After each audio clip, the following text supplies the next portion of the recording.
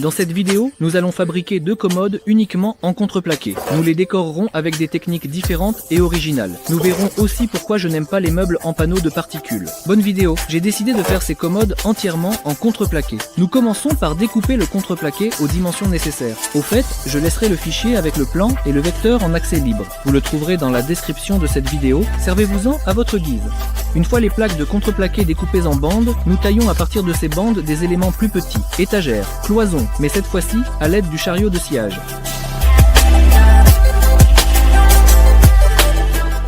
J'ai décidé de faire les bords des portes arrondis, donc nous les coupons selon la ligne tracée. Et ici, il est très important de scier dans le sens du fil du bois. Cela permet d'éviter les éclats sur le contreplaqué. Ensuite, on applique le même gabarit et, à l'aide d'une fraise à copier, on reproduit sa forme. Au final, on obtient un résultat parfait. D'ailleurs, ici, il vaut mieux faire 2 passes avec la fraise. Pour la deuxième passe, passez la fraiseuse plus vite. Ainsi, on évite les traces de brûlure. Au final, nous avons 4 portes comme celle-ci, car il y aura 2 commodes. Ensuite, on passe à la table de fraisage, on la règle et on fixe une fraise comme celle-ci. On installe la butée latérale, tous ces accessoires pratiques qui d'ailleurs facilitent vraiment la vie. Mais le plus souvent, on ne les apprécie qu'une fois qu'on les a achetés. Personnellement, je commence de plus en plus à apprécier mon temps, et c'est pourquoi je cherche de plus en plus souvent des accessoires qui permettent de le gagner. En examinant le contreplaqué des 2 côtés, je décide lequel sera la face visible. Je marque au crayon et je fais une petite rainure d'environ 2 mm de profondeur et d'une largeur égale à l'épaisseur du contreplaqué. En gros, une petite bande dans laquelle viendra ensuite s'insérer la feuille de contreplaqué. Au final, cela facilitera grandement le processus d'assemblage. Et de manière générale, les jonctions auront un aspect plus soigné. Ensuite, on prend cet accessoire Kreg que tout le monde connaît probablement déjà.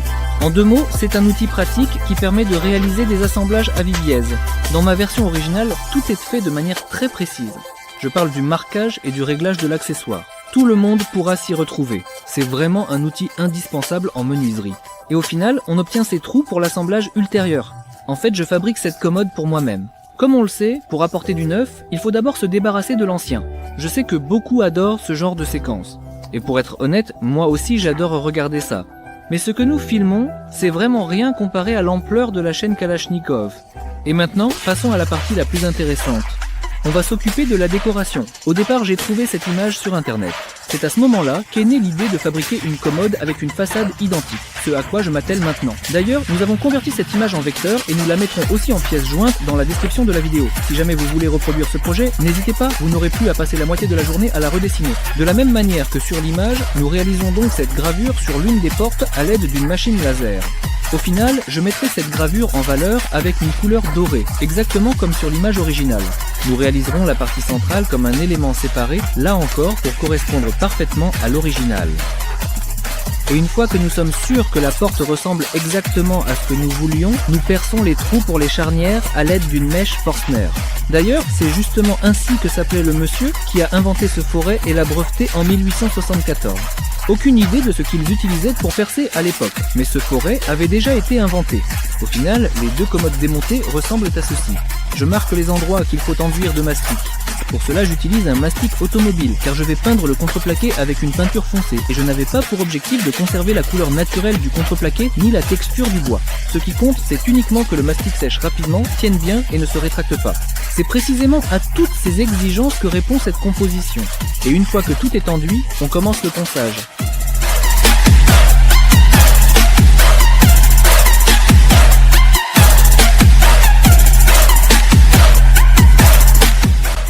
Ce n'est pas un processus rapide. Pendant que je le fais, Andrei s'occupe de la décoration de la deuxième commode. C'est une technique très intéressante appelée impression sur tissu. Elle existe depuis plusieurs centaines d'années et était déjà utilisée en Europe en 1300. Andrei s'est d'ailleurs spécialisé à l'époque dans cette technique d'impression. Cela se remarque aussi sur son Instagram. Rien de compliqué. On met de la peinture sur un tampon en bois. Ces tampons ont aussi été fabriqués par Andrei et la peinture est transférée sur le tissu. Ce n'est pas Andrei transféré mais la peinture. Appliquez uniformément la bonne quantité de peinture. Je peux dire sans expérience, c'est difficile à faire. Heureusement, Andrei a une grande expérience et ça se voit au résultat final. Nous avons une vidéo sur notre chaîne dédiée à la création de l'impression textile, avec tous les détails. Si cela vous intéresse, le lien est à l'endroit habituel. Pour cette bande, Andrei a décidé de compliquer un peu la tâche et fait l'impression en dégradé, c'est-à-dire avec une couleur qui se fond progressivement. Au final, cela ressemble plus à une empreinte. C'est ce tissu qui servira à décorer la commode. Comme vous voyez, de la colle est appliquée sur la porte et répartie uniformément.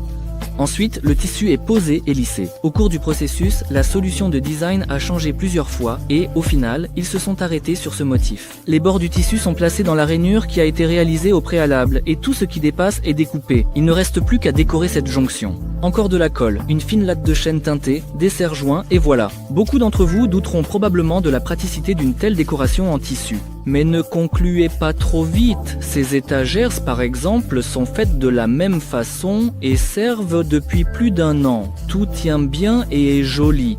Pendant que la colle sèche, on s'occupe du dessous de la commode. On va aussi fabriquer en contreplaqué. Ici, tout est simple et clair visuellement. À mon avis, le contreplaqué est un matériau génial, solide, fiable, durable et surtout, il n'est pas cher du tout. Ce n'est pas comme l'aggloméré dont on pourrait presque croquer un morceau. C'est pourquoi j'aimerais vraiment développer ce sujet et je suis curieux d'avoir votre avis. Faut-il créer une rubrique permanente sur la chaîne intitulée « Meubles en contreplaqué » ou bien tout le monde ne s'intéresse-t-il qu'à l'époxy? Merci de me le dire dans les commentaires.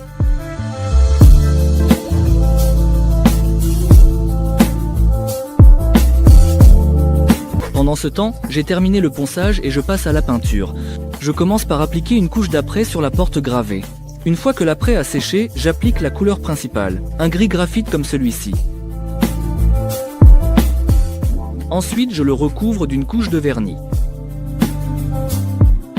Quand le vernis est sec, j'applique une patine dorée. Puis, avec une éponge abrasive à grains fins comme celle-ci, j'enlève la patine qui est restée en surface.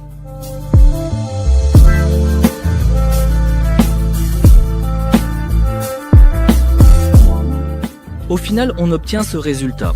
Et on recouvre le tout d'une couche finale de vernis mat protecteur.